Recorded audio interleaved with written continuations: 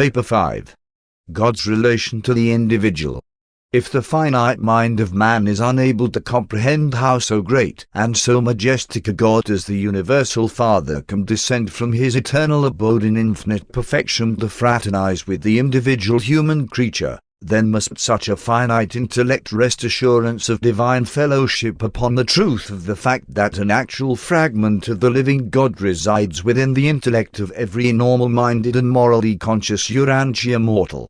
The indwelling thought adjusters are a part of the eternal deity of the Paradise Father. Man does not have to go farther than his own inner experience of the soul's contemplation of this spiritual reality presence to find God and attempt communion with him. God has distributed the infinity of his eternal nature throughout the existential realities of his 6 absolute coordinates, but he may, at any time, make direct personal contact with any part or phase or kind of creation through the agency of his pre-personal fragments. And the eternal God has also reserved to himself the prerogative of bestowing personality upon the divine creators and the living creatures of the universe of universes, while he has further reserved the prerogative of maintaining direct and parental contact with all these personal beings through the personality circuit. 1. The approach to God.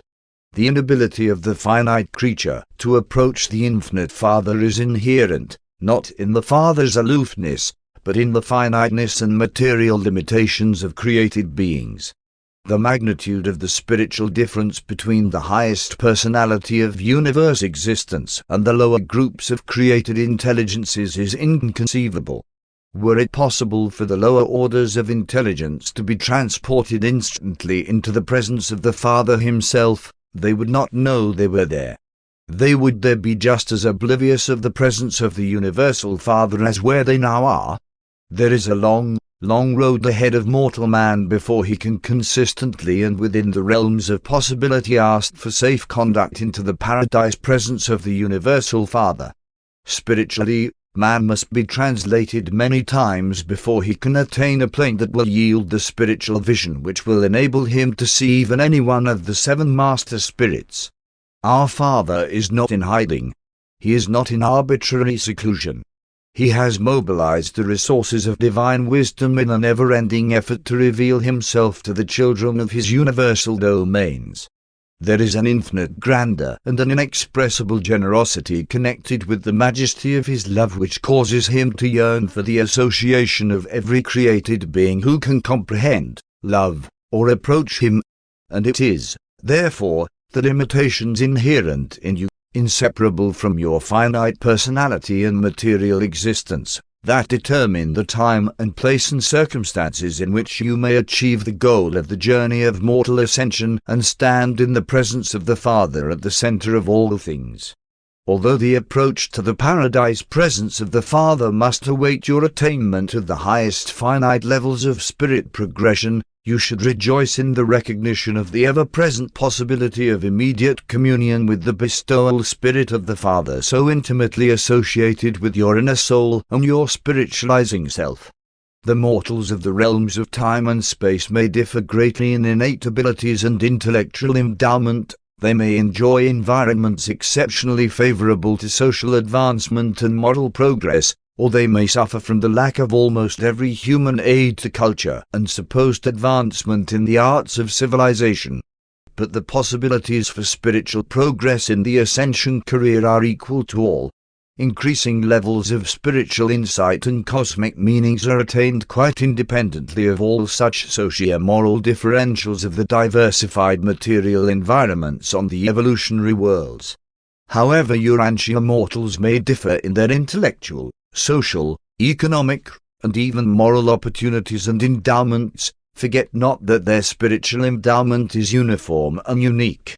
They all enjoy the same divine presence of the gift from the Father, and they are all equally privileged to seek intimate personal communion with this indwelling spirit of divine origin, while they may all equally choose to accept the uniform spiritual leading of these mystery monitors. If mortal man is wholeheartedly spiritually motivated, unreservedly consecrated to the doing of the Father's will, then, since he is so certainly and so effectively spiritually endowed by the indwelling and divine adjuster, there cannot fail to materialize in that individual's experience the sublime consciousness of knowing God and the supernal assurance of surviving for the purpose of finding God by the progressive experience of becoming more and more like Him. Man is spiritually indwelt by a surviving thought adjuster. If such a human mind is sincerely and spiritually motivated, if such a human soul desires to know God and become like Him, honestly wants to do the Father's will, there exists no negative influence of mortal deprivation nor positive power of possible interference which can prevent such a divinely motivated soul from securely ascending to the portals of paradise. The Father desires all His creatures to be in personal communion with Him. He has on paradise a place to receive all those whose survival status and spiritual nature make possible such attainment. Therefore settle in your philosophy now and forever, to each of you and to all of us, God is approachable, the Father is attainable, the way is open. The forces of divine love and the ways and means of divine administration are all interlocked in an effort to facilitate the advancement of every worthy intelligence of every universe to the paradise presence of the universal Father. The fact that vast time is involved in the attainment to God makes the presence and personality of the infinite nonetheless real. Your ascension is a part of the circuit of the seven superior universes, and though you swing around it countless times, you may expect, in spirit and in status, to be ever swinging inward. You can depend upon being translated from sphere to sphere, from the outer circuits ever nearer the inner center, and some day, doubt not, you shall stand in the divine and central presence and see Him, figuratively speaking, face to face. It is a question of the attainment of actual and literal spiritual levels, and these spiritual levels are attainable by any being who has been indwelt by a mystery monitor, and who has subsequently eternally fused with that thought adjuster. The Father is not in spiritual hiding, but so many of His creatures have hidden themselves away in the mists of their own willful decisions, and for the time being have separated themselves from the communion of His Spirit and the Spirit of His Son by the choosing of their own perverse ways, and by the indulgence of the self-assertiveness of their intolerant minds and unspiritual natures. Mortal man may draw near God, and may repeatedly forsake the divine will so long as the power of choice remains. Man's final doom is not sealed until he has lost the power to choose the Father's will. There is never a closure of the Father's heart to the need and the petition of His children. Only do His offspring close their hearts forever to the Father's drawing power when they finally and forever lose the desire to do His divine will, to know Him and to be like Him. Likewise is man's eternal destiny assured when a just diffusion proclaims to the universe that such an ascender has made the final and irrevocable choice to live the Father's will. The great God makes direct contact with mortal man and gives a part of His infinite and eternal and incomprehensible self to live and dwell within him. God has embarked upon the eternal adventure with man. If you yield to the leadings of the spiritual forces in you and around you, you cannot fail to attain the high destiny established by a loving God as the universe goal of His ascendant creatures from the evolutionary worlds of space. 2. The presence of God.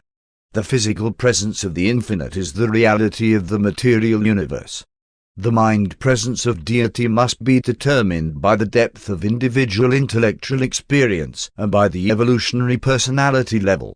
The spiritual presence of divinity must of necessity be differential in the universe. It is determined by the spiritual capacity of receptivity and by the degree of the consecration of the creature's will to the doing of the divine will.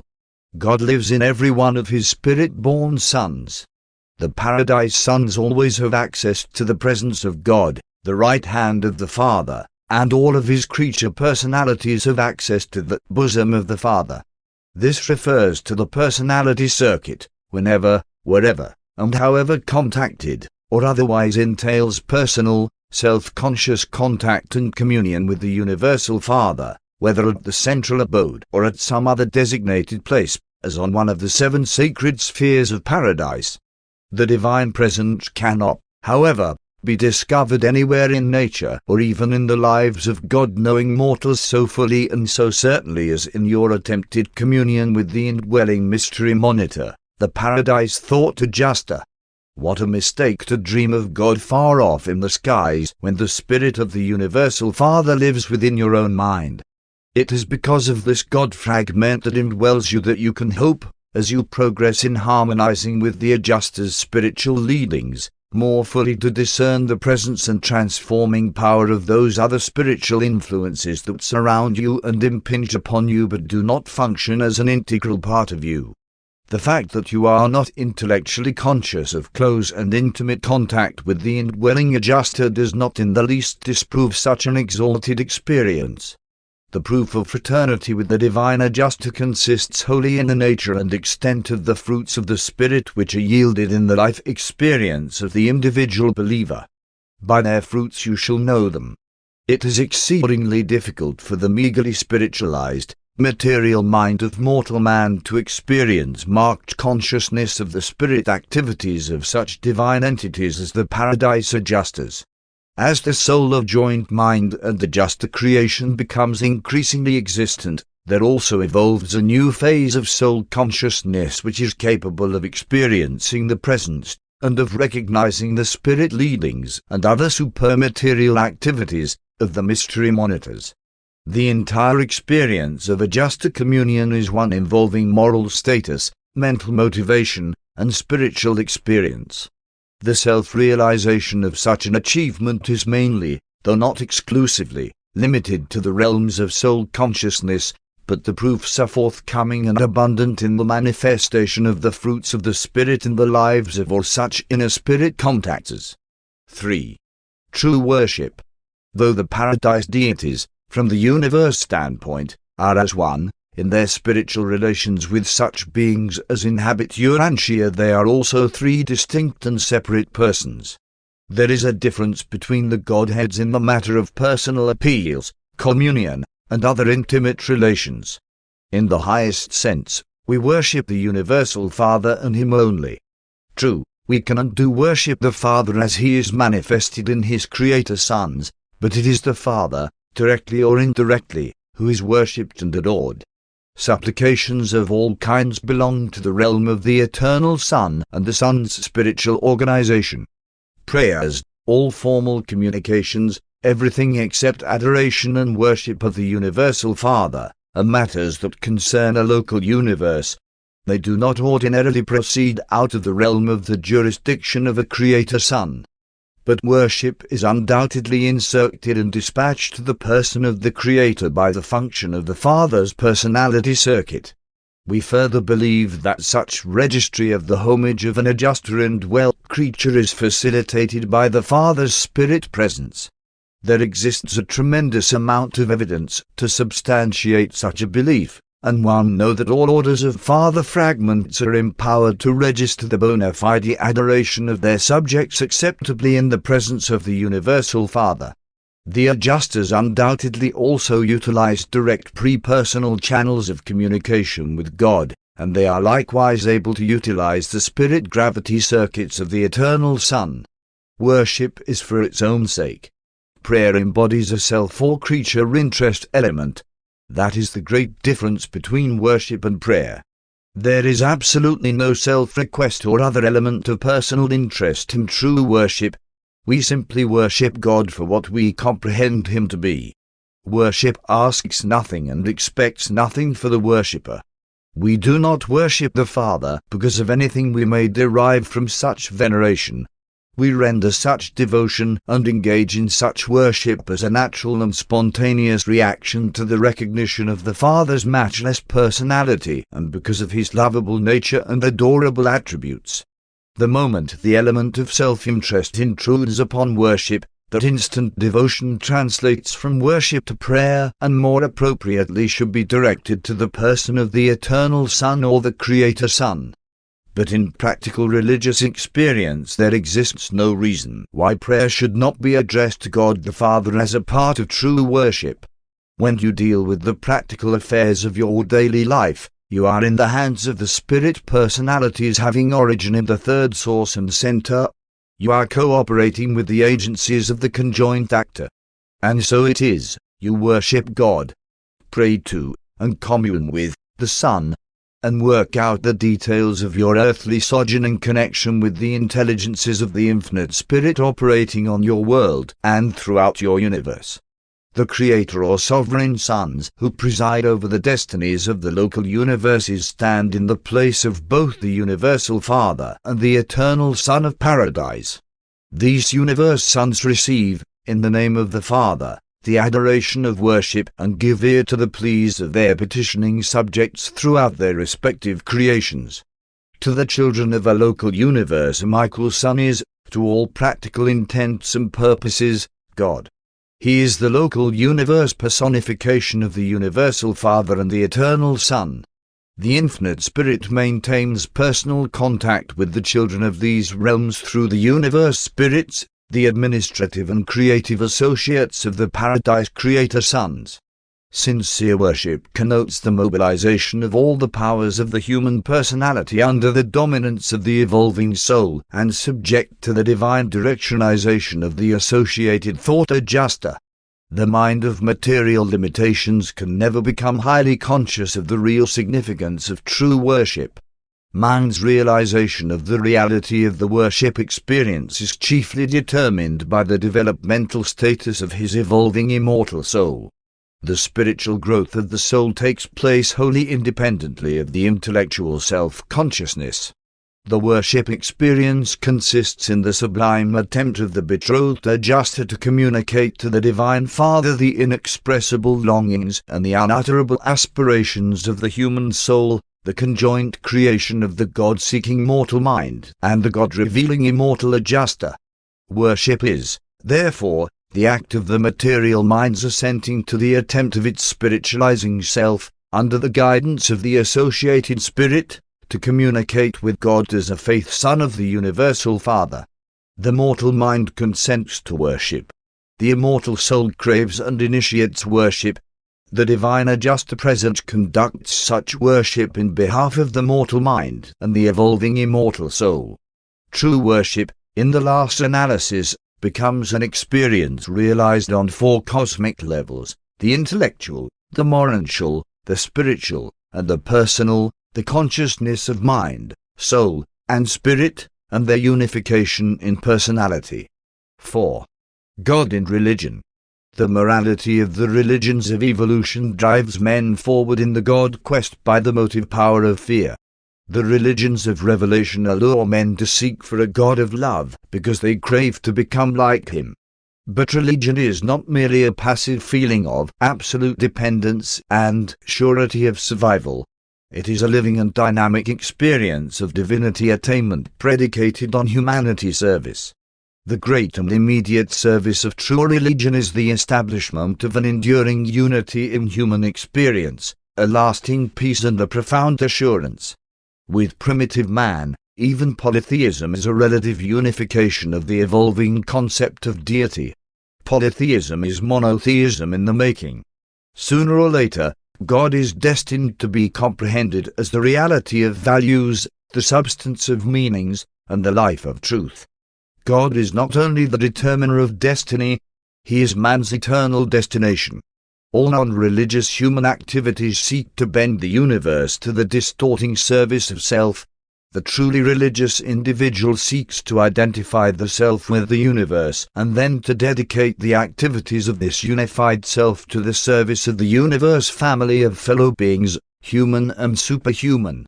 The domains of philosophy and art intervene between the non-religious and the religious activities of the human self. Through art and philosophy, the material-minded man is inveigled into the contemplation of the spiritual realities and universe values of eternal meanings. All religions teach the worship of deity and some doctrine of human salvation. The Buddhist religion promises salvation from suffering, unending peace.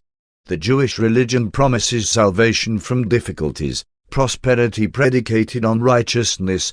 The Greek religion promised salvation from disharmony, ugliness, by the realization of beauty. Christianity promises salvation from sin, sanctity. Mohammedanism provides deliverance from the rigorous moral standards of Judaism and Christianity. The religion of Jesus is salvation from self, deliverance from the evils of creature isolation in time and in eternity. The Hebrews based their religion on goodness, the Greeks on beauty. Both religions sought truth. Jesus revealed a God of love, and love is all-embracing of truth, beauty, and goodness. The Zoroastrians had a religion of morals, the Hindus a religion of metaphysics, the Confucianists a religion of ethics. Jesus lived a religion of service. All these religions are of value in that they are valid approaches to the religion of Jesus. Religion is destined to become the reality of the spiritual unification of all that is good, beautiful, and true in human experience. The Greek religion had a watchword, know yourself. The Hebrews centered their teaching on know your God. The Christians preach a gospel aimed at a knowledge of the Lord Jesus Christ. Jesus proclaimed the good news of knowing God, and yourself as a son of God. These differing concepts of the purpose of religion determine the individual's attitude in various life situations and foreshadow the depth of worship and the nature of his personal habits of prayer. The spiritual status of any religion may be determined by the nature of its prayers. The concept of a semi-human, angelus God is an inevitable transition between polytheism and sublime monotheism. An exalted anthropomorphism is the highest attainment level of purely evolutionary religion.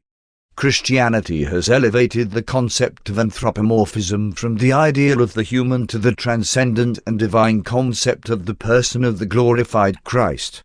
And this is the highest anthropomorphism that man can ever conceive. The Christian concept of God is an attempt to combine three separate teachings. 1. The Hebrew concept, God as a vindicator of moral values, a righteous God. 2. The Greek concept, God as a unifier, a God of wisdom. 3.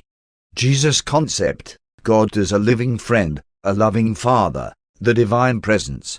It must therefore be evident that composite Christian theology encounters great difficulty in attaining consistency.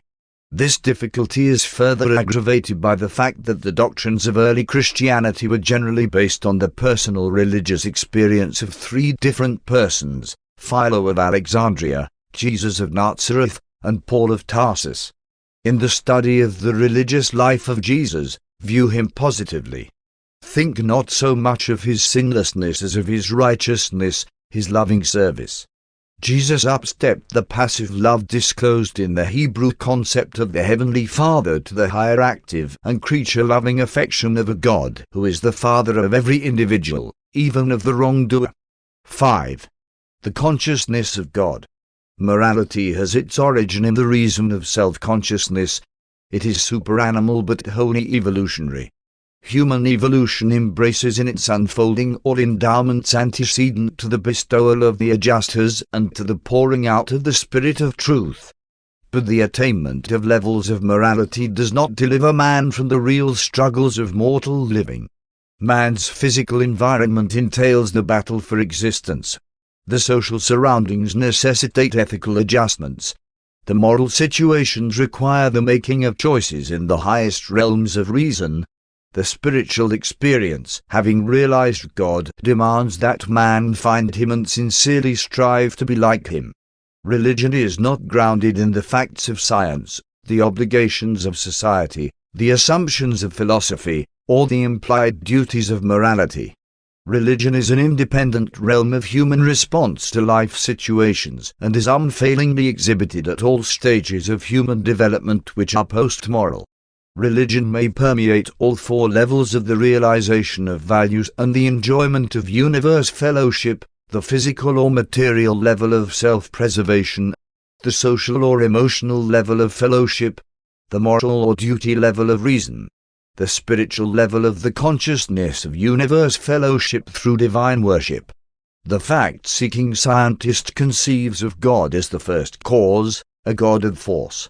The emotional artist sees God as the ideal of beauty, a God of aesthetics. The reasoning philosopher is sometimes inclined to posit a God of universal unity, even a pantheistic deity.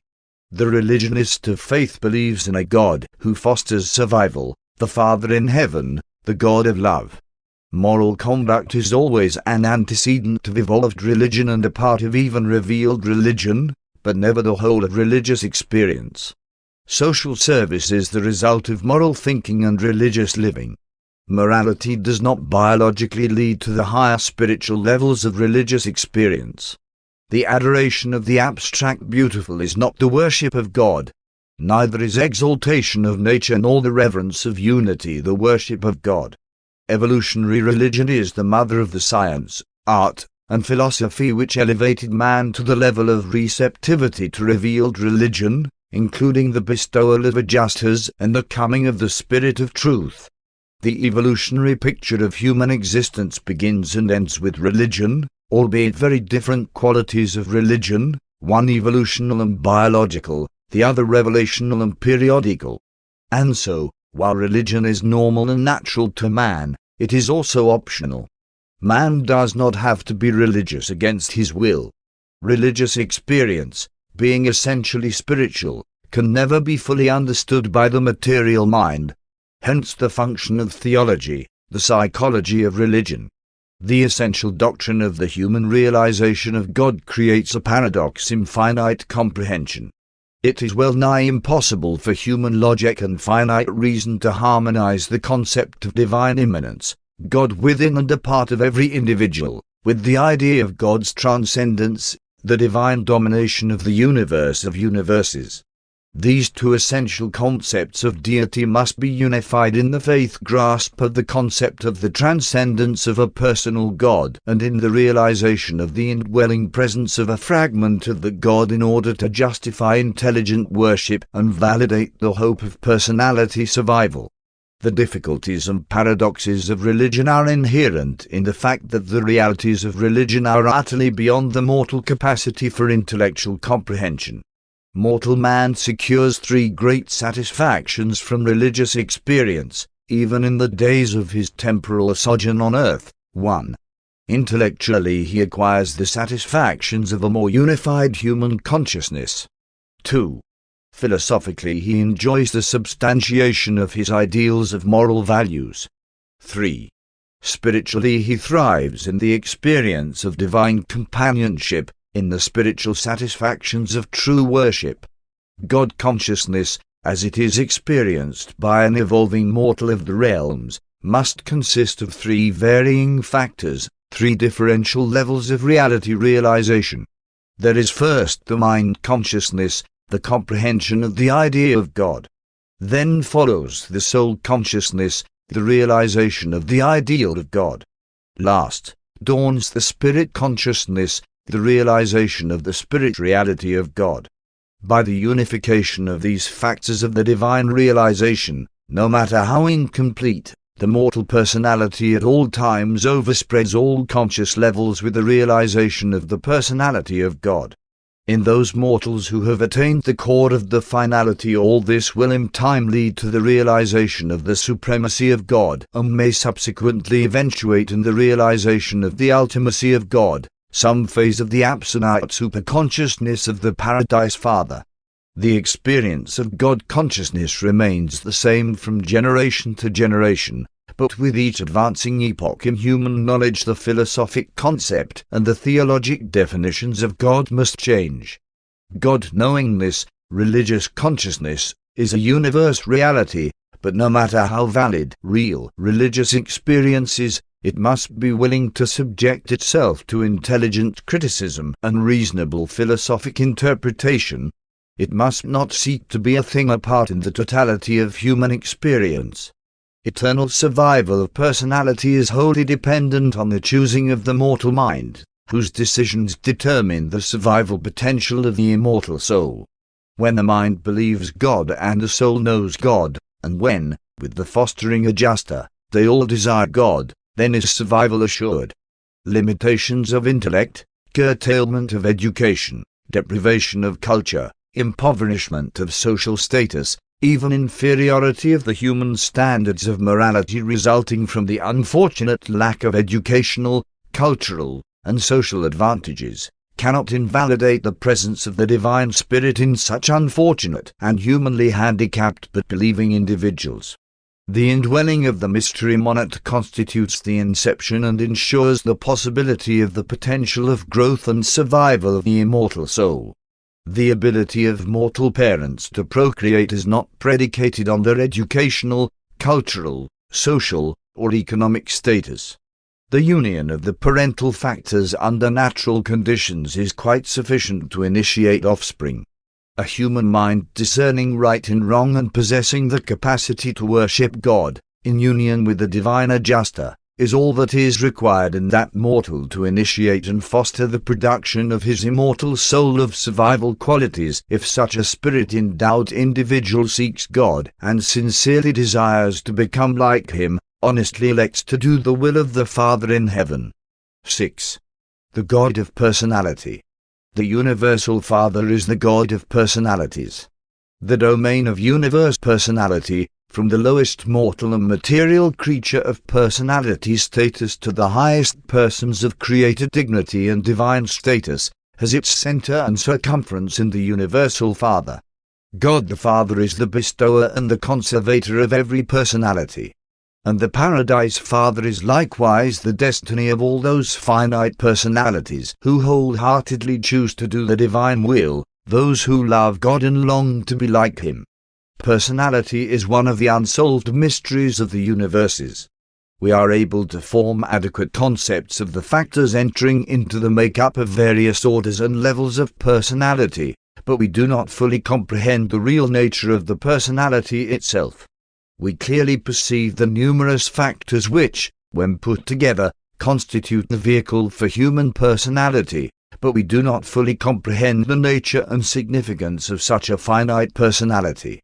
Personality is potential in all creatures who possess a mind endowment ranging from the minimum of self-consciousness to the maximum of God-consciousness. But mind endowment alone is not personality, neither is spirit nor physical energy. Personality is that quality and value in cosmic reality which is exclusively bestowed by God the Father upon these living systems of the associated and coordinated energies of matter, mind, and spirit. Neither is personality a progressive achievement. Personality may be material or spiritual, but there either is personality or there is no personality. The other than personal never attains the level of the personal except by the direct act of the Paradise Father. The bestowal of personality is the exclusive function of the Universal Father, the personalization of the living energy systems which He endows with the attributes of relative creative consciousness and the free will control thereof.